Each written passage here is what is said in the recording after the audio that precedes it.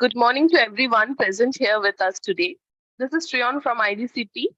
I would like to welcome all the viewers who have joined our platform for better exchange of knowledge that is going to be shared by our keynote speaker doctor for today's session.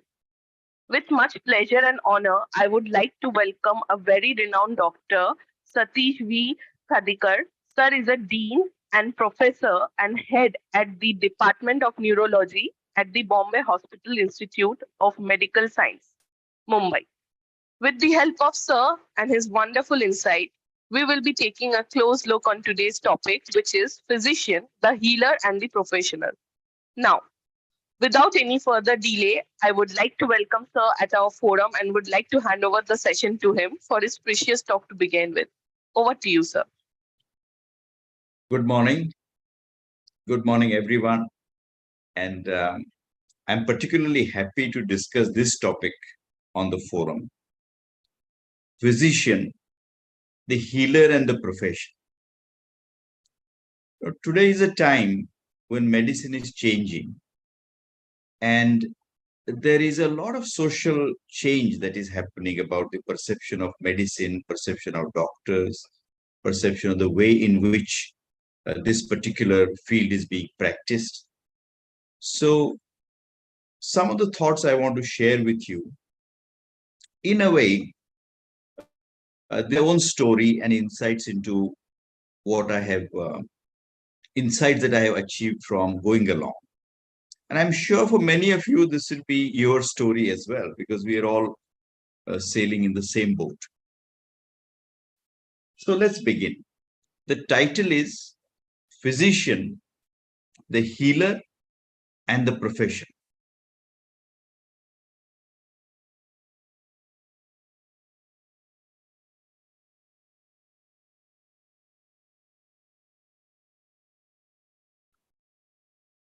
Right. So I'll take you back to 1983, when I was a registrar in general medicine. Registrar in general medicine, dealing with the intensive care unit, every day I was declaring 3 to 4 deaths.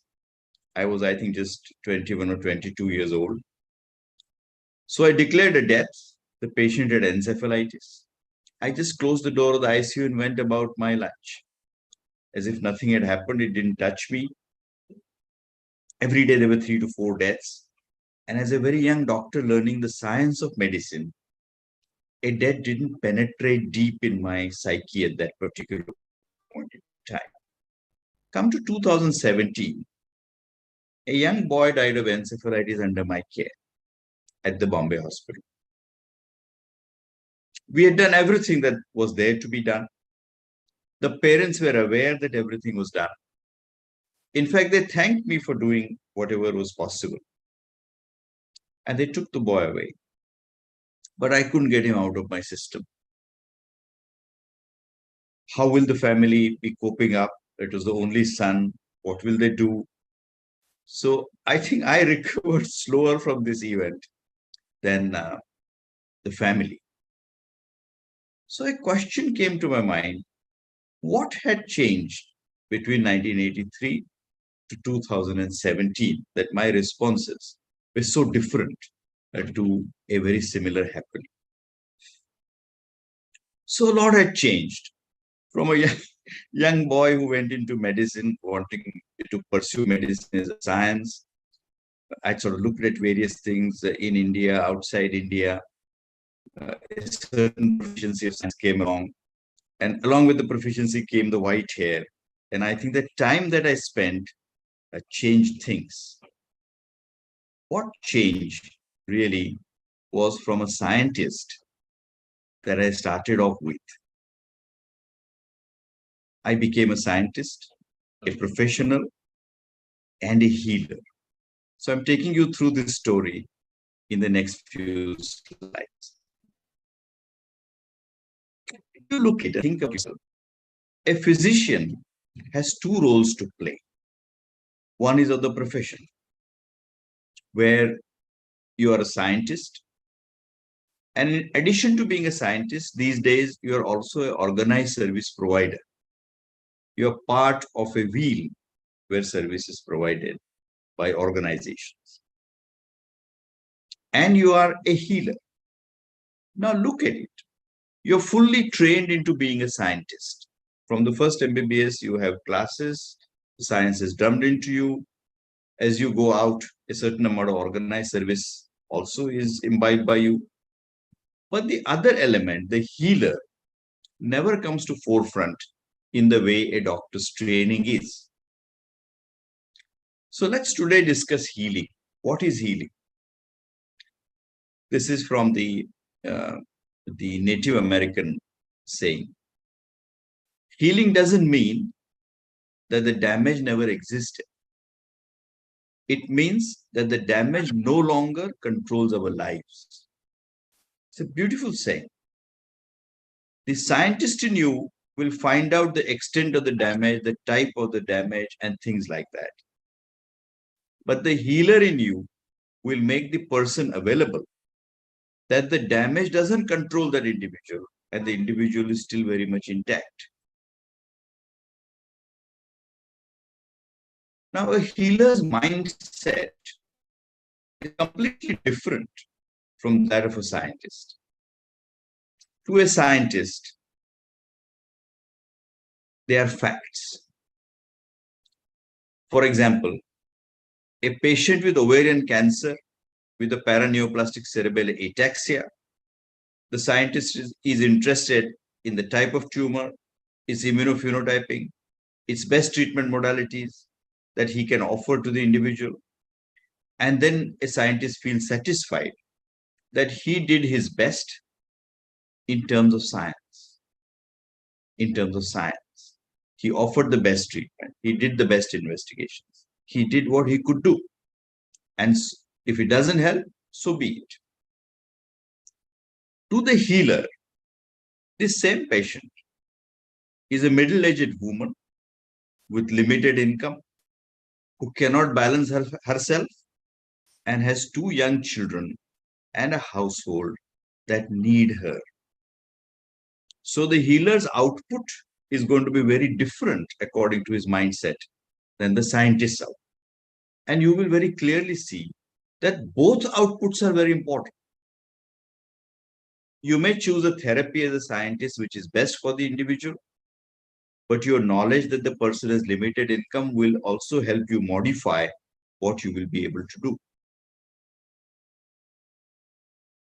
Now, in our training in India, while the science is really strongly drummed into us, healing, as I have understood myself, develops very slowly because healing is a separate property to be separately learned and separately practiced on its own merit.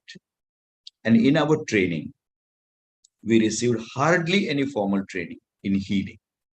And there are multiple factors why this happens.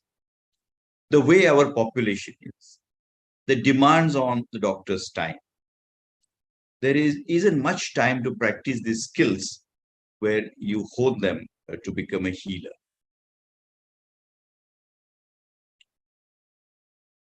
You will agree with me that modern method of medicine leads to scientific proficiency and does not lay stress on healing. Our institutions are overworked. Majority of the poor socioeconomic class patients come there. Some of them have limited education. So even the interactions change a little bit. Let's now look at how the mindset of the Indian doctor develops. So whom do we take in? We bring in very young and very intelligent MCQ solvers, whom we choose as our new soldiers for medicine. They have that knack and the art of solving the MCQs. But they often do not know why they have chosen medicine. At the Grant Medical College where I worked, in the first MBBS hostel, I had a questionnaire-based survey to ask people, how many of you really knew what you were taking on when you came into medicine. Some of the answers were very surprising. Some said that their father wanted them to be in medicine. Somebody said that the grandmother said that there should be a doctor in the family, and things like that. So we take in intelligent people who are not fully aware of what they are going to do as doctors. And in fact, very few seem to have come in this field with the helper model in mind. There are some who have the business model in mind. There are others who have the name fame model in mind, but there are very few who have the helper model in mind. When we train them, we instill competition in them rather than anything else. And that's a result of the way our system is and the number of people who have entered medicine are. And we only train them to be better than others in the class. And this aphorism is very apt. Two medical students are in a jungle and see a tiger. As one gets ready to run, the other asks him, "Do you really think we shall outrun the tiger?" The other replies, "No, I have to only outrun you." So they actually go into a mindset which is very competitive, and they just want to become better than others and get marks so that they get their post-graduation. When they go to post-graduation, there is this intrigue of the rare and the unusual,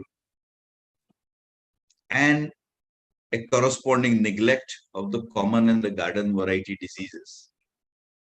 And that's because we have taken on the Einsteins, and we do not give them enough fodder for their intelligence. For example, when I was a teacher for the, I still am a teacher for the neurology course. Whenever a new student came and we started discussing the student's thesis topic, I asked them, "Do you want to work on leprosy? Do you want to work on tuberculous meningitis?" Invariably, they will not be very forthcoming. But when I said, "Look, I'm currently studying a rare form of muscular dystrophy called sarcoglycanopathy. Are you interested?" They immediately say, "Yes, yes, I want to work on this." So they because of the intelligence that is inherent in them, they tend to go to the rare and unusual because they look at medicine as a fodder for their intelligence. They do not look at medicine as a subject or a branch or a profession where they will be able to help. Young tutors often promote this desire, and they inspire the awe by vomiting out the syndromic knowledge. Like I had a very intelligent lecturer who will say in the classes that he took, "Please tell me 12 syndromes starting with G," things like that. And there is another problem here, that we do not teach our young medical teachers what should they teach to students, where they are hardly ever found teaching compassion, sympathy, empathy, and the healer element. So what has our system produced? Our system has produced intelligent individuals who are full of knowledge of evidence base. They have also developed the ability to work long and hard, which is absolutely commendable. In that process, they also suffer a little, which I won't dwell in this class, but I think a lot of us, when they're doing residency, we taught that whether you have eaten or not doesn't matter, whether you have slept or not doesn't matter. There are these people who are suffering and you are for them. So, in fact, self-neglect, it just never bothered about, which is, I think, someday we will deliberate on, which we have to avoid. Our environment of the government and municipal medical colleges is not really suitable to develop empathy, sheerly because of the numbers of people available who need to be attended to, and the diverse diseases that they have. Try and assimilate those itself take all the available hours. We're not trained in empathy. And by the time somebody has finished post-graduation, the healer element has not even emerged and not been tapped, not been recognized. There are some amongst us who really make beautiful healers, but no one taps these elements early on. And then when such people start practicing, there is an identity crisis, the corporate czars dictate. And because the engineers and the architects and the lawyers earn earlier and more, there is this need in medical individuals to match them, which also prompts them to do things that where the healer element will be suppressed.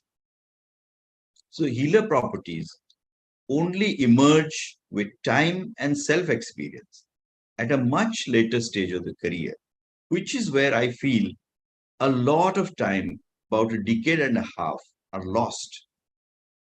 And if we train our healers early, we'll probably gain them. This is what I very briefly alluded to. That for a physician to be a healer,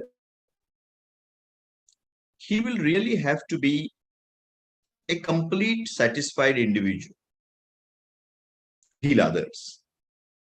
But the way the medical program is, you are yourself so much battered by very long duty hours, the unsatisfactory systems of working, that you yourself are a bit of a wounded soldier. And that's another element why the healer element amongst physicians doesn't come up quickly.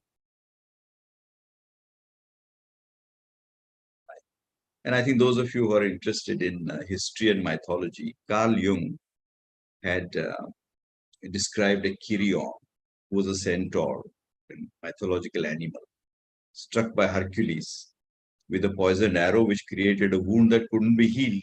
But he lived his life in severe pain, but became a great healer of people. So a lot of us have become like that, that we start believing that our time is no longer ours, our personal needs are not important. And that's one of the reasons why doctors neglect themselves, doctors' health is not good. Some of them do not live long enough.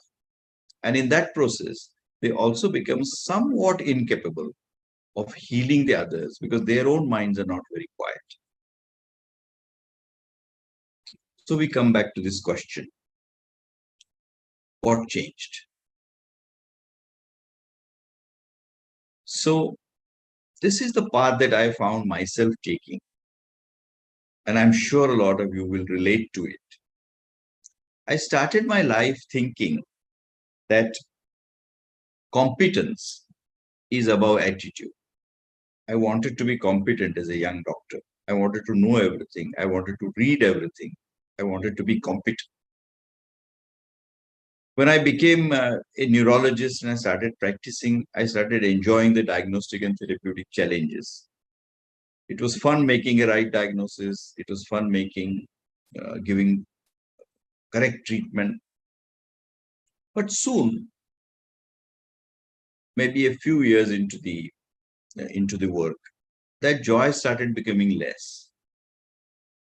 Well, so what? I'm trained to make a correct diagnosis. I'm trained to give the right treatment. So what?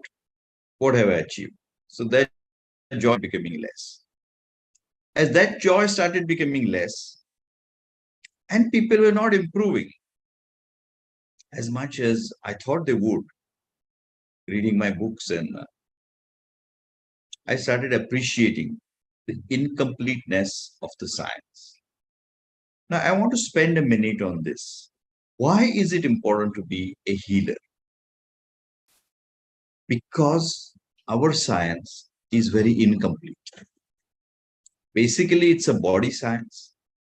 We have our paradigms which are based on evidence which we today value the most. And on this evidence, we have some facts put together which have appeared in textbooks and journals. And we follow them, believing that they will work. But the science is grossly incomplete. A lot of people are not helped even though you practice your science the best. The life cycle of birth, childhood, youth, old age, death is an inviolate cycle. So whatever efforts you do, you reach only up to a point. And I think this appreciation that the science is incomplete is the first step where the healing element starts emerging. Now, when I was young and I wouldn't understand a disease or could not get a patient better, I'll send it to my seniors, I'll send it to my colleagues and say, can you do anything better? And I thought that if I was not, if I didn't know, somebody will know. But then I knew that nobody knows beyond a point. And that's where I started realizing, oh, I'm practicing an incomplete science. Because I'm practicing an incomplete science, it is very important for me to appreciate the incompleteness and therefore appreciate the suffering individual whom I cannot completely cure. And this formed the basis in my case of the next stage, understanding the importance of compassion. I will do my best, but if I cannot cure or if I cannot reduce the suffering beyond a point, let me at least try and share it. And that's where the compassion started emerging. And as this grew on, it led to becoming a healer and a scientist. No doubt I'm reading journals. I'm trying to understand what new is coming. I try and put it into practice. But at the same time, I also realize that whatever is happening to everyone and not going to bring happiness to everyone. And therefore, I need to be with them because they will be suffering. And then a stage has come. Of course, this stage, I must say, takes a lot of time. When your personal needs become less, your children grow up, they have settled down, your parents don't require any more help. It's at that point that you actually start putting patient ahead of yourself, which, if I honestly say, came to me as a last frontier or a later frontier. But in reality, it must come to each one of us as the first frontier, because that is what we are trained for. But you see how the system takes you through various phases. And from just a scientist, you become a scientist and a healer. I'll give you an interesting example of the science of medicine and the art of healing. This is from the movie Anand, where Amitabh plays a doctor and a patient comes to him. Hear this.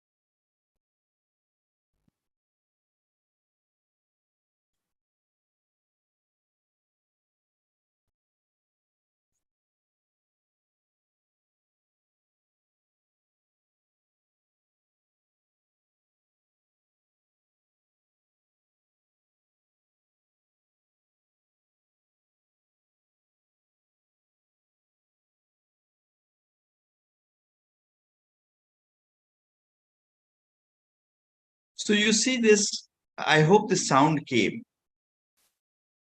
So you saw what happened. This man came into Amitabh's room and Amitabh said, you have no cancer. And the man, instead of becoming happy, became unhappy and he started telling him about other complaints. Then Amitabh said, look, I don't give cancer. I cure cancer where it is there. You get out. Now, what was the end? It was an unhappy patient. So here is a beautiful demonstration of scientific practice of medicine, but the end result, an unhappy patient. What the patient really came for was a kind of an overlay where healing touch would have helped him better. So let's remember that healing is the mandate of medicine and professionalism is how it is organized. So while we must train our young to understand the science of medicine as we do, be professional, which is now a requirement because you're now part of the, now the part of the wheel. You're now no more a solo practitioner. But let us not forget that what does all this stand for? All this stands for reducing the suffering of the sufferers. And because the science is incomplete and we cannot reduce the suffering beyond a point, we have to be with them. We have to support them and we have to heal them, heal their minds and as much as possible their bodies with whatever we can do. So to promote the healer element, I think the interest in healing has to be created early when they're very young, because that is a time when the mind are impressionable. The training should be imparted early during undergraduate career, during postgraduate career, in apprenticeship. Then a proper prioritization of the science to the science of medicine and the science of healing as well. And the science of healing must also get rewards like the scientific aspect of medicine gets. If you write a paper, you get points. Similarly, if a patient comes back and says, "Doctor, thank you very much. You really helped me a lot," that should get some kind of a reward. In my department, we have adopted a practice that if a patient comes and tells any one of the consultants that your junior doctor was very good and he helped me and he did this and he did that, we clap for that person in our weekend meetings every week. So some rewards for healing have to be well. Now, who are the physician that I mentioned? To heal them, we have to pay early attention to the workload and work hours. I think gone are the days when 36 hours duty and 24 hours duty. This has to change. The role of faculty members in ensuring that this happens and emotional support to young physicians, which I think is becoming more and more because of the competition that they face. A lot of them can be potentially unstable. We have to impress on them that self-care is not selfish. And it is certainly not selfish. They must take their food on time. They must get their rest on time. They must get their entertainment on time. And that it is not incompatible with a life of service. So while we as physicians should look after the society as healers and professionals, it's the society's role to look after the physicians as individuals so that they can look after the patients as individuals and not as disease numbers. We can take cues from role models. There are role models everywhere in our country. Celebrated physicians, fabled physicians, physicians who are so good to their patients. So role models will give you a belief about walking on the right path. Apprenticeship, that previously was a very good concept, but now not practiced because the learning itself takes so much time. Because during apprenticeship, the understudy learns humanitarian aspects. How is the boss talking to the patient? How is he imparting a bad news? And it also includes dressing and mannerisms, bedside conduct, communication skills, and ability to solve daily issues, which a younger man can learn from an older man with his experience. Now, again, going back to my postgraduate days, my boss used to make it compulsory that you must be nicely shaven, you must be properly dressed, you must be wearing shoes, and if you're not, then he'll throw you out of the round. And at that stage, I thought it was a bit harsh and cranky.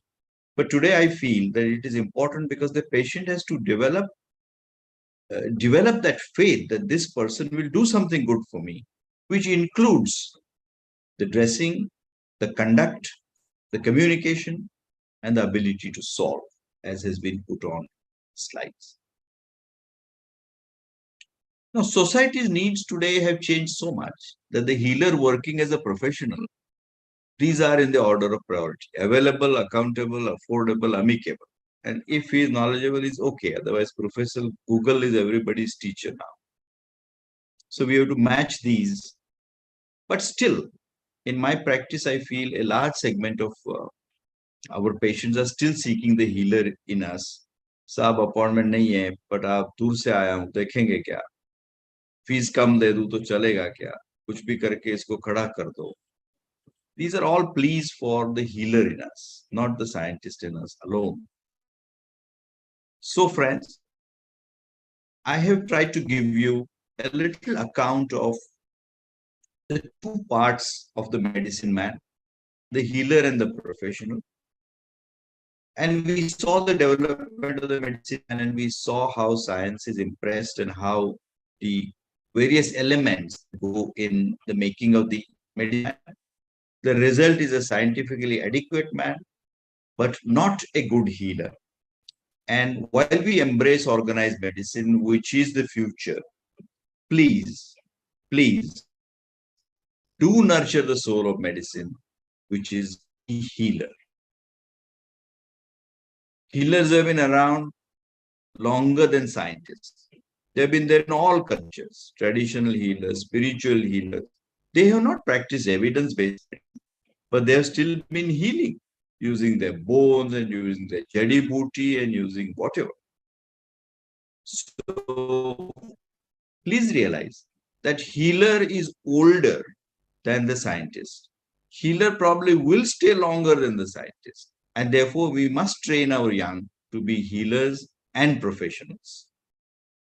So I must pay my respects to my role models during MD and during TM, and later on my departmental heads, where I later on became the department head, Professor Wadia, Professor Singhal, Professor Katra, Professor Mehta, whose names you must have heard somewhere or the other. And a lot of people to whom I always refer to while preparing lectures like these. So, ladies and gentlemen, thank you very much.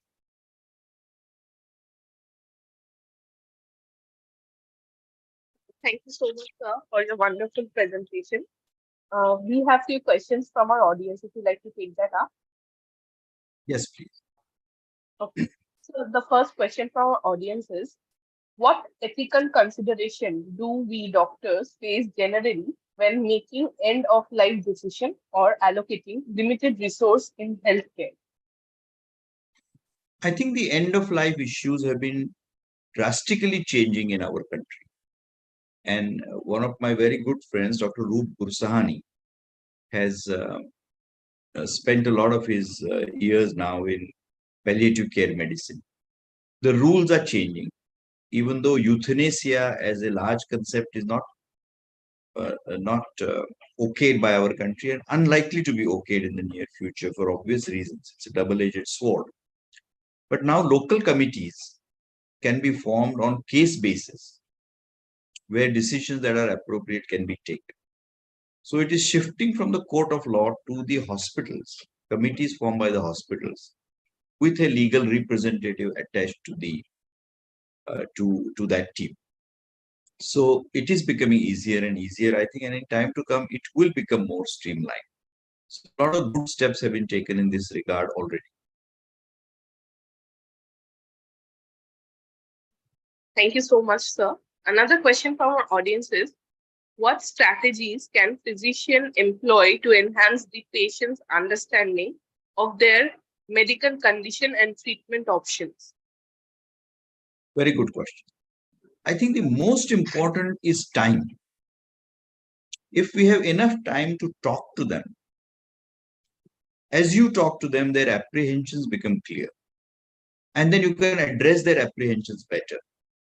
In addition to the knowledge of the condition, the apprehension that the condition is produced also need to be addressed. So I would consider the most important part to be the time, which is in short supply in India because there are so many people that you need to see every day. And therefore, you may take help of pamphlets, information booklets, a nurse coordinator, where some of these jobs are shifted to someone else with whom they can interact. But it is really the interaction, whichever way you organize it.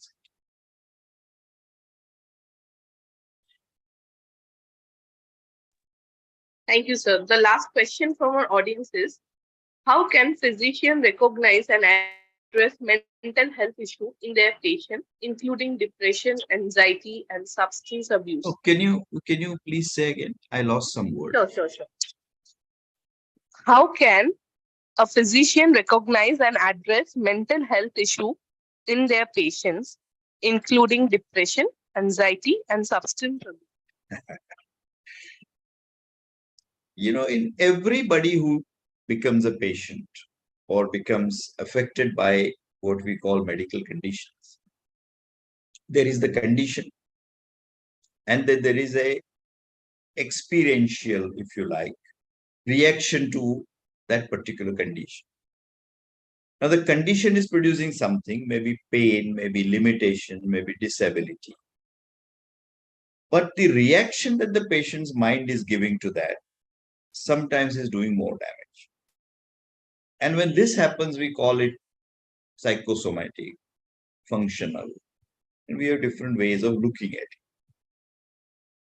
The first step that I have found in my clinical practice is to, again, I will emphasize spending time to understand what is bugging the patient. If you can get to the bottom of it, as to what is disturbing them, then it becomes a little easier to address it. So many minutes can be spent on trying to find out what are the patient's perceptions about the problem. Like the other day, there was a patient who came and she had many complaints. Like I have, main was reduction in the memory.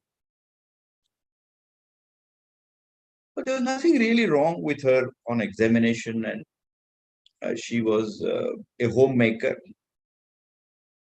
going easy with enough funds in the family and children growing up. So when I couldn't understand what was wrong, I started talking to her. So how long have you been there, and how have your children grown, and what's happened? And then after some time, she suddenly said, you know what the biggest problem is? The biggest problem is my daughter continuously telling me that, Ma, you can't remember. There is so much competition and pressure on me to remember. Now look at the irony of the situation. When we got to it, then we knew how to address it. So I think first is spending time to understand how is the mind reacting to the disease, and it can be bizarre. Those minds can create demons without there being any. And if you can understand them, then trying to sort it out doesn't take that much time. Then there are diseases of the mind, like schizophrenia and what have you, where the mind is not logical. Its responses are not logical. There, I think one shouldn't try as a non-psychiatrist to try and heal them. They must go to the right place. So I think it's time and efforts at understanding how the mind has reacted to what's happened to the body. That, I would say, is the key. Thank you. Thank you, sir, for answering all the questions. Before concluding today's session, sir, any last remarks from you?